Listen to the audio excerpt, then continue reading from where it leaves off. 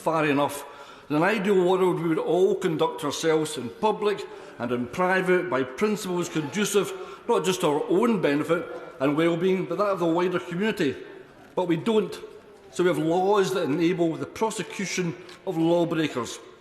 In Parliament, we like to think we do adhere to standards and principles, primarily refer to the Code of Conduct for those in public life, which is, as we all know, the 7 principles of public life, or the Nolan Principles.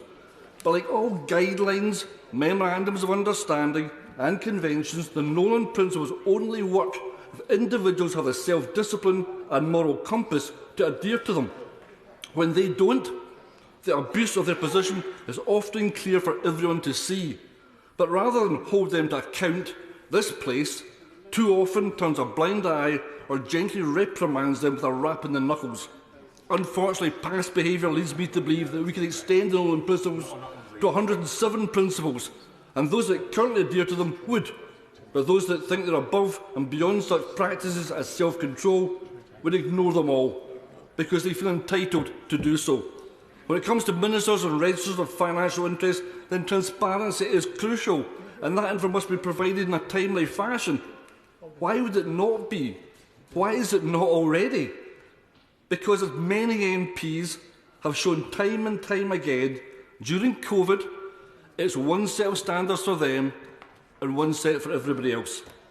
And in summary, Madam Deputy Speaker, while we rely on principles and guidelines and conventions, some MPs will walk right through them, and the time for navel-gazing is over.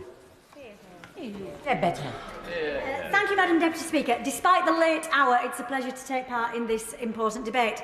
I rise to speak briefly on the motion today and to speak in favour of the amendments A and B. Members from across the House will understand my personal interest in ensuring our politics and our political discourse is conducted with transparency, with respect and civility, and is free from the dangerous toxicity we have seen in recent years. I believe we all have a responsibility in this regard, but sadly we've seen behaviour in this chamber and outside that I feel is clearly unacceptable, and we must raise the bar. That is why I'm pleased to see us acting to strengthen the Code of Conduct, which I wholeheartedly support.